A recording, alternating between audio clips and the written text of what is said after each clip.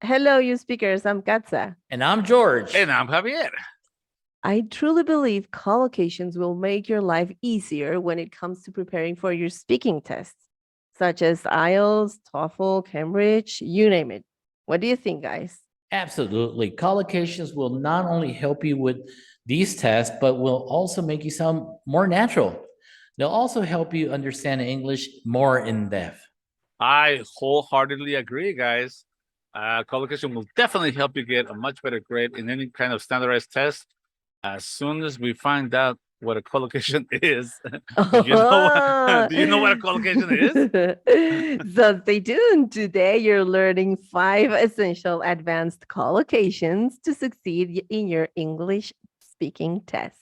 Welcome to another episode of the Üspk English podcast. Thank you for hitting that play button and subscribing to our podcast channel.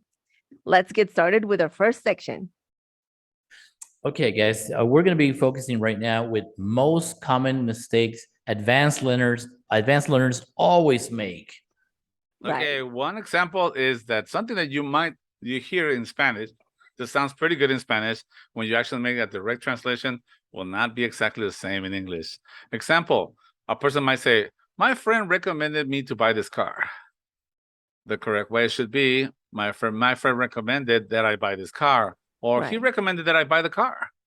Or if someone says, "Can you explain me the grammar, Katza? Can you explain me the grammar?" No, you might just better say, "Can you explain the grammar?" Exactly. Oh, okay. Yeah. Great. Okay, good. All right. Great. One that I've heard a lot is when they use the verb take referring to food, like, and this is because it's a direct translation from Spanish to English. I take my breakfast, or I take my lunch, and so you don't say it that way. You don't say I take my lunch. You could either say I have lunch, or I eat lunch, or breakfast, or dinner, but don't use take for this. You can take medicine, right? You can't take your food. Okay. Exactly. All right. Exactly. Yeah. All right. I have another one. So when we're talking about the weather and we want to emphasize on the temperature outside, learners tend to say, or advanced speakers tend to say, it's quite hot outside. It's over 30 grades. So in English, grades are for school scores, right? For example, if you take a math test and you get an A or a 10, for example, here in Mexico, then that A or that 10 is your grade. Now, the correct way to say it, it's over 30 degrees, right? That is correct. Degrees. Degrees, exactly. All right, Javier, next section. Okay, cosas de español que no tenemos en inglés. Things in the Spanish that we don't have in English. For example, George. Oh, okay. Well, one that I can think of right now is ojo, which the direct translation in Spanish is eye. Eye. From Spanish is like your eye, like where the one of the organs that you use to see things, right? That's right. Yes. Both. In Spanish, ojo means the equivalent in English would be watch out or beware. Ojo, watch out. Right. Ojo, watch out, or be on the lookout for something. So ojo. Another one is, and they ask me this very frequently, consuegro or consuegra. Yes. This is the father of my, for example, consuegro, the father of my son, my son's father-in-law. All right. Okay. So, but we don't have an equivalent word for consuegro. No, we don't. No, we don't. We say my son's in-laws, something like that. Exactly. You can say that, my son's in-laws, if you're referring to. But we don't have a word for it. No, we don't have one word. No. Yes. By the way, we also don't have concuño. No, we don't. We don't have that. No, that's your sister's in-law. Sister, related to the other in-law. That's too much family, okay? Yeah, it's too much. Connecting in-laws with in-laws. Connecting in-laws with in-laws. Good one, George. Yeah, that's a good one. Connecting in-laws with in-laws. That's too much family. But in Yeah. Mexico, family is very important for us, and the relation of Yes. Just like bloodlines. Toretto would say. Exactly. Lo importante es la familia. There you go. Okay, so I said I had one that I love. I love, and I wish we had one award in Spanish. My favorite is pena ajena. We don't have that, and I wish we had because oh my god, I could use that word all day. Pena ajena refers to a feeling of embarrassment that someone else should feel because of their actions or the way or their attire, Right. and that you feel for them. Uh-huh. Yes. It's like saying you feel pity for them. I Is feel that- Yeah. no. They You should you be they should pity they should be themselves. embarrassed, but since They they are feel they not, should you feel feel embarrassed for them. uh-huh. No, But pity. they don't even know. They're not even aware. Look, if somebody's homeless, I feel pity for them. Yes, of course. Yes. But Okay. if a person has really small shorts with no butt and heavily overweight, I don't feel pity for them. I feel embarrassment for them. They Yes, should it's be like feeling embarrassment for their for action. them. Exactly. Why would you carry somebody else's guilt? Yeah, but that's not guilt, embarrassment. We're There you human. go. Embarrassment, There yeah. you go. You're too nice. I'm too You want to help them bear There the you go. bear, the board. I just make fun of them. That's it. I know. Katza has a very good one that is also one of my favorites. Yes, because this was one word in Spanish which is called sobremesa, right? Right. So this one is more cultural than language related. Actually, there's no such thing in English. No, A we word in don't have English it. to describe No. this, we don't have it. Even though we don't have an equivalent for this word in English, Mhm. in English speaking cultures, spending time together, chatting, or just having a good time right after a meal is not something that they usually do unless they're celebrating something, getting together for a birthday party at a restaurant, and they might spend a few minutes, maybe half an hour At most. after the meal, right? As opposed to Latin cultures such as ours, we are used to spending time at the table after a meal every day. So this is tradition. Right? In English, we call this time. If it happens, we call this after lunch or after dinner conversation. Uh-huh. But as you can tell, it's a set of words. It's not one word. Exactly. And a small detail for this if this commonly happens, is around a delicious dessert. There So you go. they take the time for eating dessert, also to continue the conversation. But that's it. When they finish dessert, it's like, check please, bye bye. Two Right? pleasures in one. Yes, exactly. All right, very good. So to the main topic. I'm sure Okay. Javier is just like urging to tell you I'm guys. dying to He's dying, like, oh, I want to tell him what this is about. Okay, so Okay. here we go. Not Yeah, all wait, skills. guys. Wait. Wait. Come on. Wait. I have to give the introduction. Okay. Oh, darn. Okay. So to the main topic. So recently I've come across people who are currently looking to move to Canada. And in order to get their immigration process rolling, they should actually provide proof of English, right? So for that purpose, lots of people decide to enroll to English classes, which absolutely you are correct to do. Or lots of people decide to enroll to specialized preparation courses to succeed in the test, right? Right. Now, keep in mind that testing your English speaking skills and all the skills are important to master. Just because the actual test contains many components to test you in every skill and aspect.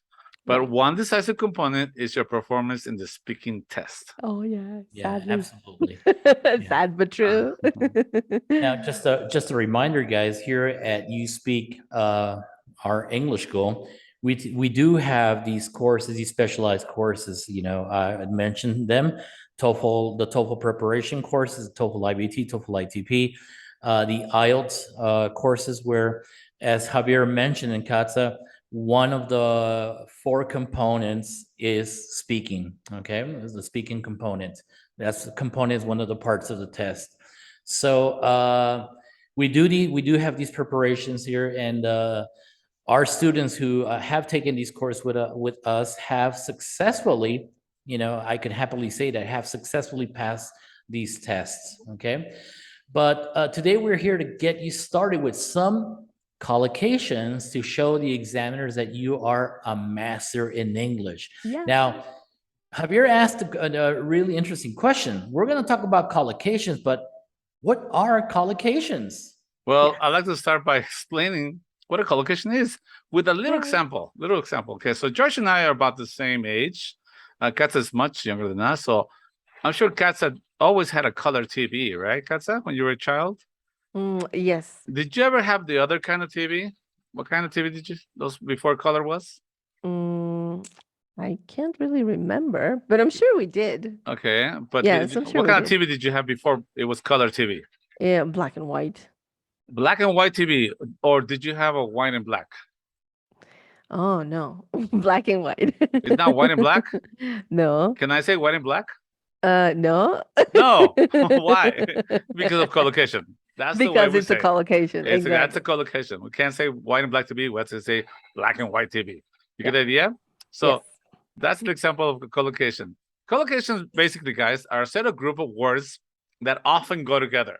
Essentially, English speakers use them all the time and naturally. If you learn as many collocations as you can, you will increase your fluency naturally. Yeah. Yes. Guys, Katz and Hibernate, and I was listening to the great, cool explanation about the different collocation. I heard once the teacher say an answer in a different way. It's just the way it is. Learn it that way and don't ask questions.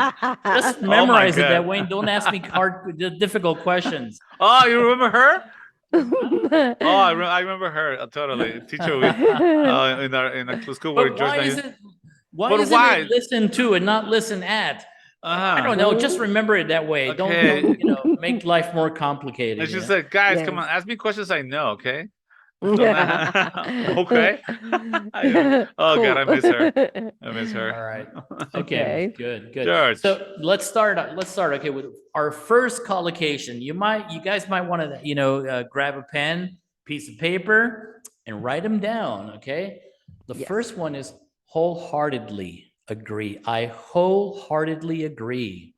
Okay. So this means to completely and enthusiastically agree. Saying I agree is fine. I agree. But if you really want to impress your examiner or anybody else, this will be the best expression to use. This gives your speech more expressiveness and for sure shows a wide range of vocabulary. So remember, I wholeheartedly agree with your views on economics. It's like saying, I completely agree with your view on economics. It sounds powerful. Sounds It sounds right? really Wholeheartedly. powerful, really pro. It's a mouthful, right? Wholeheartedly. Wholeheartedly, yes. Not just agree, I wholeheartedly agree. Yes. Well, George, I respectfully disagree. Aw. Not with your explanation, but this explanation that I just said would be the kind of like the opposite of the first one that George just mentioned. It is commonly used to disagree. This is one quite useful because it includes your opinion in an extra dash of politeness. You want to disagree, but you don't want to be rude, right? So you can respectfully disagree. Yes, exactly. Very good. Very good. Actually, I've been looking up all this information in the internet, and I found a video in which a teacher actually says that if it's really good for you to disagree a lot in your tests, because this will show a wider range for your vocabulary, your grammar, your skills. It's like, don't agree about everything. Don't agree with everything, because then you would not have anything else to say. So I think that when you disagree. disagree, you have to tell me why. Yeah, And therefore, exactly. you'll be more eloquent. You have to be more Yes, eloquent. exactly. Javier, So Yeah. you would have to be argumentative, right? Wow. I heard. I have been labeled like that before, I think you have. but I wholeheartedly disagree. It's an inside joke. Totally. Yes. Yeah, we'll have to fit you on that one. Yes. Yeah. All right. I have another one. So Okay. to All right. forge relationships. So to make a big effort to create strong bonds with people you care about Or in other context, we could use it to talk about politics, trading, finance, any other topic actually. So the essential message here is about the strong bond between people or nations. For example, the U.S. needs to forge relations with new trade partners. Right? It's like forge Russia. relation. Yes, with Russia. I don't think so. I think that's past. We're not making new friends, are we? Yes. All Yeah. right. All right. Okay. There's another one. Number 4. I hope you guys out there are writing these collocations in your notebooks. Okay. Yes. Yes. Okay, this one's a fancy one. To render speechless. Oh yeah. Wow, heavy. To render speechless. This Yes. means to surprise someone to the point of being speechless or not being able to speak. This one we can use as follows. His enthusiasm towards the race rendered me speechless. Meaning that his behavior was unexpected and took me by surprise positively. All right. So you can say that, guys. You want to impress somebody, Javier's performance rendered me speechless. I saw the results and I was like, now that could be a very good thing or a very bad thing. Yes, this could go anyway. Yeah. Rendered me speechless, and I left the room. in a good way. In a good way, I hope. So Yes. I was wordless, Good. Okay, and the last one. Okay, to be blissfully unaware. Oh yeah. Wow. Blissfully. Do you understand bliss, guys? What do you know what that is? Yes. Bliss Bliss means- is like a blessing, like pleasure. No, a bliss is like Resting. extremely happy. Yes. Ignorant, like you heard the expression, ignorance is bliss. Yes. There you go. Ignorance is Similar happy. It to is. this, right? It is. It is. So to be blissfully unaware, it basically emphasizes on the fact that sometimes not knowing something comes as a blessing, because you're happy. Many people are blissfully unaware about the impact of plastic in the ocean. Yeah. Yeah, so I was blissfully unaware that there was an earthquake. I didn't feel it. Did you feel it? That's right. What? There was an earthquake? Nobody told me Yeah, that. for those listening out there, if you didn't know, we had a couple earthquakes this week, and one was in the middle of the night. So we actually not I was everyone felt it. blissfully asleep. Not everyone was blissfully unaware, but most. Exactly. So Javier and Katz, a question. Yeah. Do you guys think these collocations would be used on everyday language, or when you want to sound really eloquent, depending on the conversation and who you're talking with, only test? In what kind of context would you would use these collocations? I would say that this is a register of something that is in a formal situation or in a formal setting. Now, keep in mind that when you're taking the IELTS, they're looking for flexibility in language. They want to see if you can use high register and low register. You can use complicated English and can use casual English. You want to use both, okay? A lot of people think that, well, I speak very eloquently, Javier, but you're just using casual everyday language. And you don't want to do that all the time.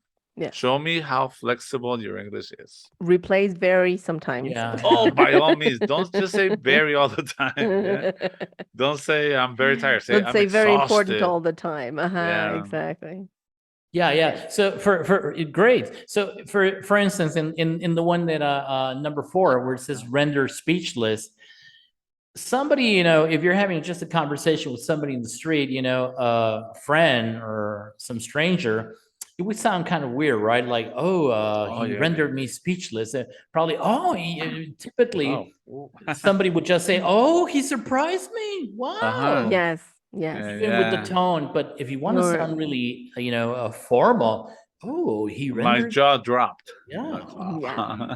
So depending on the register for out there, you guys, what does register mean, Javier?